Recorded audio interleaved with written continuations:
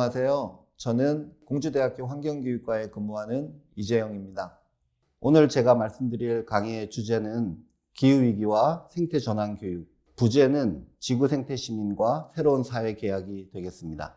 지금 우리가 당면에 있는 기후위기와 환경재난을 어떻게 극복할 수 있을 것인가에 대한 좀 더 긍정적인 이야기를 나눠볼까 합니다. 자, 지금 보시는 그림은 3월 달에 전남 구례의 어떤 마을의 모습입니다.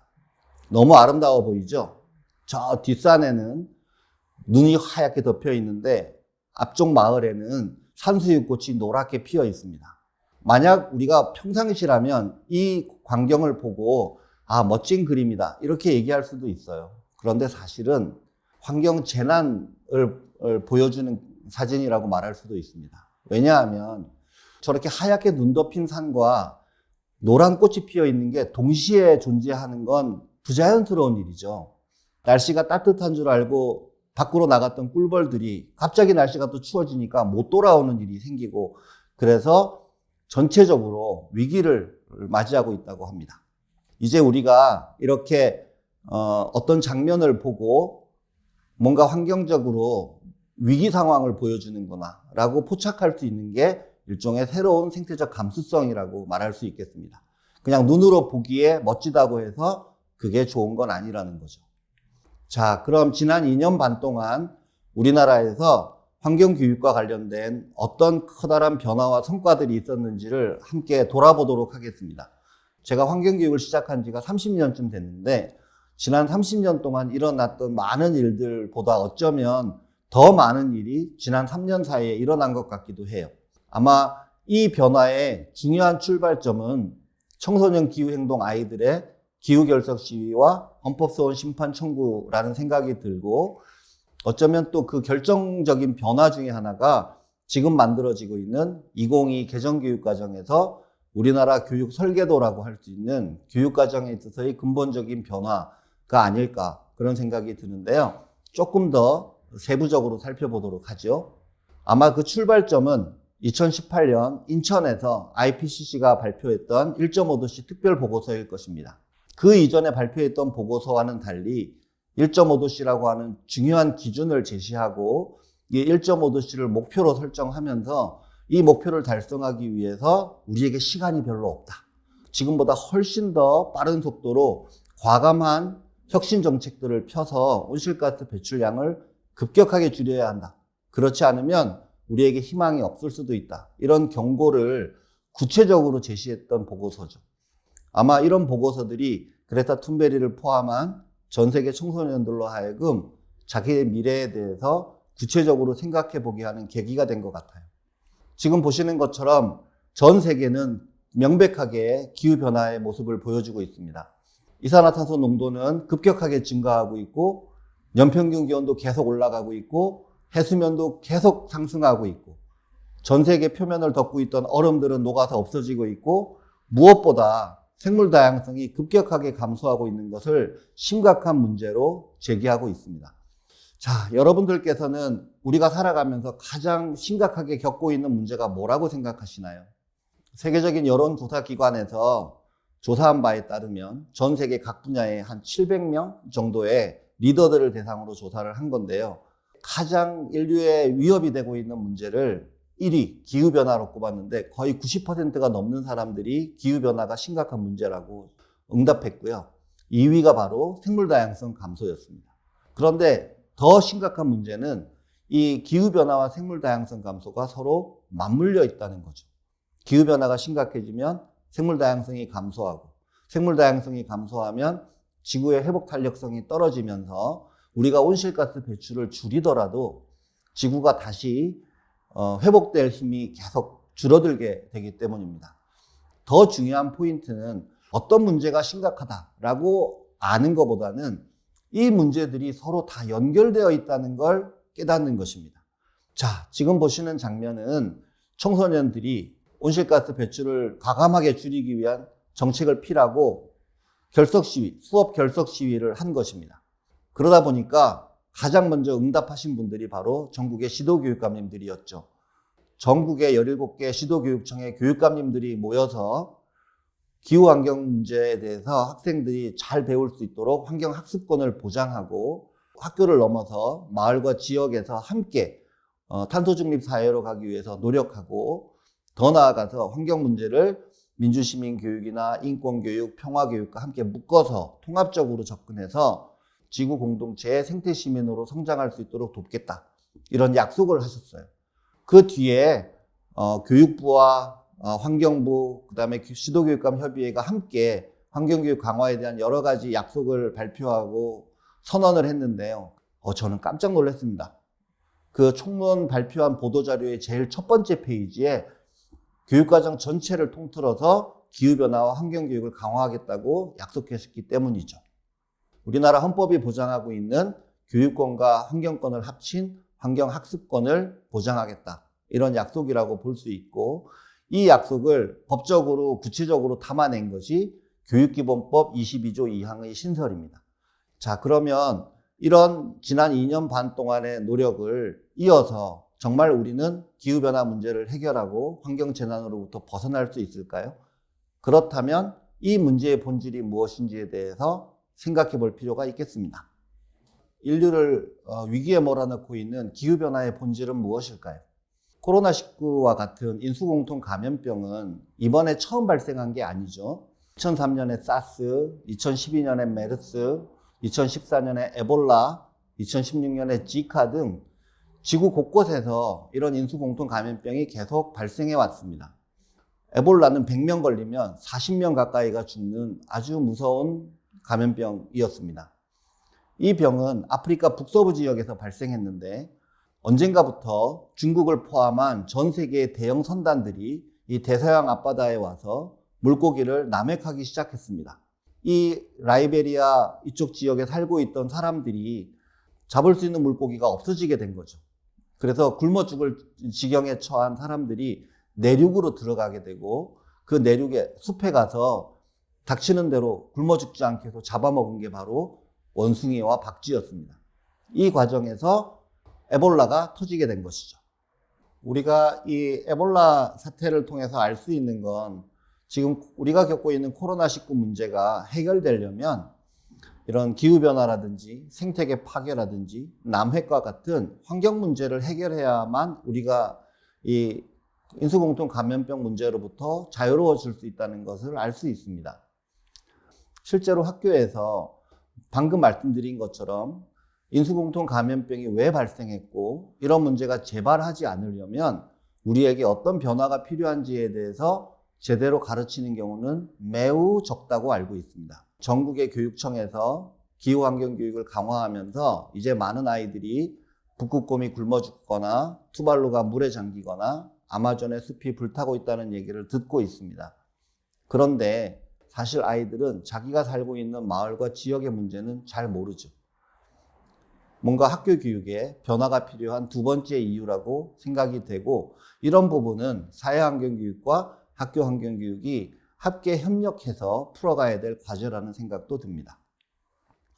세 번째로 앞서 저는 청소년들이 헌법소원 심판 청구를 냈다는 사실을 말씀드렸는데 그런데 우리나라의 청소년 중에 정말 자기 친구들이 이렇게 헌법소원 심판 청구를 해서 헌법재판소에서 재판이 진행 중이라는 사실을 알고 있거나 청구서에 어떤 내용이 담겨 있는지를 아는 청소년은 얼마나 될까요?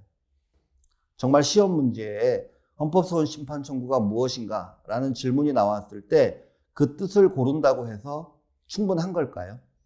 저는 앞서 말씀드린 이런 세 가지 문제점을 인식하고 학교 교육이 사회환경교육과 함께 힘을 모아서 본질적인 변화를 만들어내야 된다고 생각합니다. 미국에서는 2021년에 3사람 중에 1명꼴로 환경 재난 지역에 살게 되었다고 합니다. 앞으로 점점 더 많은 사람들이 이렇게 재난 선포 지역에 산불이 나거나 물에 잠기거나 허리케인과 같은 여러 가지 자연재해에 시달리는 사람들의 비율이 늘어날 것입니다. 자, 그렇다면 기후위기의 본질에 대해서 조금 더 생각을 해보죠. 지난 수천 년, 더 길게는 수만 년 동안 인류가 함께 모여 살면서 극복해야 했던 가장 중요한 문제는 무엇일까요? 굶주림에서 벗어나는 것. 그리고 두 번째가 병에 걸리지 않는 것. 그리고 세 번째는 전쟁이라든지 부족 간의 갈등이라든지 또는 사람들끼리의 갈등이 아마 세 번째 문제였을 거예요. 그리고 끝으로 인간의 힘으로는 어쩔 수 없는 자연재해를 맞이했을 겁니다. 지진이라든지 해일이라든지 태풍이라든지 홍수라든지 또는 가뭄이라든지 이런 것들은 사람들의 삶을 너무 힘들게 만들었고, 그래서 인류는 이 문제를 극복하기 위해서 농업과 천문학과 같은 자연과학을 발달시키고 질병으로부터 벗어나기 위해서 인간의 몸에 대한 또 인간과 자연의 관계에 대한 새로운 지식들을 만들어 갔을 거예요. 또 자연재해에 시달리면서 왜 이런 일이 우리에게 벌어졌는가를 생각하다 보면 신이라든지 운명이라든지 이런 것들에 대한 생각도 하게 됐을 거고, 사람에 의해서 사람이 죽거나 또는 노예화되거나 또는 착취당하지 않도록 하기 위해서 인간들 사이의 바람직한 관계에 대한 법학이나 윤리학이나 이런 것들도 발전했을 것입니다. 자, 그러면 인류는 이 문제를 잘 해결하고 있을까요? 불행하게도 전혀 그렇지가 않습니다. 인류는 여전히 절반이 굶주림에 시달리고 있고 전 세계가 팬데믹에 휩싸여서 수천만 명의 사람들이 죽음을 맞이했습니다. 자연재해도 끊이지 않고 있습니다. 안타깝게도 인류는 그동안 많은 과학기술을 발달시키고 지식을 축적해 왔음에도 불구하고 여전히 해결하지 못하고 있습니다. 구글 앵그램 뷰어라고 하는 빅데이터 분석을 통해서 보면 인류가 환경 문제를 생각하기 시작한 건 주로 1960년대 이후입니다. 물론 그 이전에도 여러 가지 종류의 환경 문제가 없었던 건 아닌데 인류에게 환경 문제가 본격적으로 등장한 게 주로 1960년대 이후라는 것입니다. 그리고 환경 문제의 성격이 지난 몇 년 동안 바뀌어 왔습니다. 환경 문제의 성격이 바뀌면 환경 교육의 성격도 바뀌게 됩니다. 그 둘 사이의 관계를 이해하는 것이 아주 중요한데요. 1970년대, 80년대에 가장 심각했던 환경 문제는 생활환경 문제였습니다. 자, 그럼 두 번째 환경 문제는 어떤 거였냐? 주로 1990년대를 전후해서 생태계 파괴가 가장 대표적인 환경 문제로 등장합니다. 이때부터 생물다양성 감소도 본격적으로 이루어지게 되죠. 자, 그렇다면 앞에 1기, 2기 환경 문제의 시대를 지나서 이제 제3기 환경 문제의 시대에 접어들었는데요. 과거의 환경 교육에서는 환경 문제를 해결하기 위해서 개인의 실천과 변화를 강조했어요. 그런데 지금 나타나고 있는 지구적 환경 문제는 그런 개인적인 노력으로는 문제를 해결하는 데 한계가 있습니다. 그래서 우리 사회의 시스템을 지속 가능하고 생태적으로 바꾸기 위한 구조적인 변화 노력이 필요한데요. 이걸 다른 말로 생태 전환 교육이라고 부를 수 있습니다. 이제 기후변화 문제가 전통적으로 환경 문제뿐만 아니라 굶주림, 질병, 전쟁, 자연재해, 인권 침해 등과 같이 지난 수천 년 동안 인류가 극복하려고 했던 전통적인 문제들, 이런 문제들을 모든 영역에서 더 악화시킬 거라는 겁니다. 자, 이제 기후변화는 우리 인류가 겪어왔던 모든 문제를 더 심각하게 만들 것이라는 본질을 명확하게 이해하는 것이 중요하겠습니다. 1972년은 인류 역사에서 환경적으로 아주 중요한 해였는데요. 그 해에 MIT에서 연구한 성장의 한계라는 보고서가 로마 클럽을 통해서 발표가 됐죠. 그 보고서에서 경고했던 바대로 성장은 계속될 수 없는 것이다. 물질적 풍요에는 한계가 있다. 그렇다면 우리는 어떻게 지속 가능한 새로운 문명을 설계하고 만들어갈 수 있을 것인가? 자, 이 질문에 대한 답을 한번 함께 찾아가 보죠. 여러분은 내가 지구라는 별에 살고 있다, 이런 생각이 드시나요? 1961년에 유리 가가린이 처음으로 지구 밖으로 나가서 지구라는 별을 보고 이렇게 얘기했다고 하죠. 지구는 굉장히 작고 깨지기 쉬운 파란 구슬 같다. 이제 인류에게 지구에 대한 그런 감수성이 필요하고 내가 지구라는 별에 살고 있다는 생각이 필요한데 그 중에서 이 지구라는 별은 무한히 큰 별이 아닙니다. 아주 작고 한계가 있는 별이에요. 그런 자의식이 중요하다는 거죠. 그랬을 때 이 지구라는 별에 살고 있는 시민, 그걸 지구 생태 시민이라고 부를 수 있는데, 이 지구 생태 시민은 세계 시민이면서 생태 시민이면서 민주 시민이라고 말할 수 있고, 유한성, 즉 한계에 대한 인식을 가지고 있는 새로운 인류라고 말씀드릴 수 있겠습니다. 자기 자신과 우주의 역사와 또 이 우주와 자기의 관계에 대해서 생각할 수 있는 유일한 존재가 바로 인간이고, 그 인간은 그런 사유의 능력을 통해서 과학기술을 발달시켜 온 것이죠. 그리고 두 번째로, 지금 인류는 불행하게도 좋은 삶이 무엇인가 물었을 때 물질적으로 풍요로운 게 좋은 삶이라고 믿고 있고, 그래서 풍요에 중독된 사회라고 할 수도 있습니다. 우리가 함께 더불어 좋은 삶을 살기 위한 사회로 가기 위해서는 풍요에 관한 문제 또는 돈에 관련된 문제를 깊이 생각해 볼 필요가 있겠습니다. 그리고 세 번째는 과학기술을 어떻게 볼 것인가와 관련이 되는데요. 지금까지 근대 500년의 역사에서 과학기술은 나와 이 세계를 분리시켜 놓고 생각했습니다. 그런데 최근 양자역학이나 현대 물리학에서 얘기해주고 있는 것은 이 세계의 모든 존재는 홀로 존재할 수 없다는 거죠. 정말 존재하는 건 개체가 아니라 관계이고, 실제로 모든 개체는 관계 속에서 존재할 수 있고 유지될 수 있다는 거예요. 만약에 책상이 있고 지구가 있다면 책상과 지구는 중력으로 묶여 있지 않습니까? 그래서 책상이 지구에 붙어 있잖아요. 그러니까 사람들은 흔히 지구가 있고 책상이 있은 다음에 중력이라는 관계가 있다고 생각하죠. 그런데 한번 생각해 보세요. 중력이라는 게 없다면 그 책상이라는 게 존재할 수 있겠습니까? 개체가 있고 관계가 있는 게 아니고 관계가 존재를 만든다는 겁니다. 그렇게 우리가 관계 중심적으로 이 세계를 보려고 하는 것이 생태적 사고이고 시스템적 사고이기도 합니다. 자, 그리고 끝으로 지금까지의 우리의 경제관은 소유라고 하는 개념에 묶여 있죠.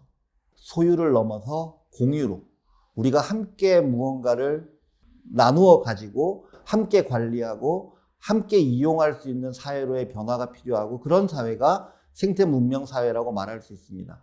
교육의 생태적 전환은 어떻게 만들어낼 수 있을지 함께 생각해 보도록 하겠습니다. 바로 변혁적 역량을 통해서 우리가 함께 더불어 잘 살 수 있는 사회로 전환하는 힘을 만들어내야 된다는 것입니다. 요약하면 지금까지의 교육은 개인의 성공, 국가의 경쟁력, 경제 발전의 도구로 교육이 취급되어 왔는데, 이제 더 이상 교육을 그런 목적을 위한 수단이라고 말하지 말라는 것입니다. 교육은 무엇인가? 강이나 바다처럼 우리 공동의 자산이라는 것입니다. 우리가 함께 자연과 이웃과 더불어 좋은 삶을 살아가는 데 필요한 역량을 기를 수 있도록 학교와 교육의 성격을 완전히 바꿔야 된다고 유네스코 보고서가 제안하고 있습니다. 이제 우리는 기후위기와 환경재난 등 닥쳐있는 문제에 굴복해서 부정적인 상상력을 멈추고 새로운 지속가능한 생태문명으로 전환하기 위해서 교육이 해야 될 역할을 찾아가는 것이 필요한 시점이라고 생각합니다. 그리고 그 맨 앞에 환경교육이 있다고 생각합니다. 우리 함께 그런 변화를 만들어 가기 위해서 노력하면 좋겠습니다. 감사합니다.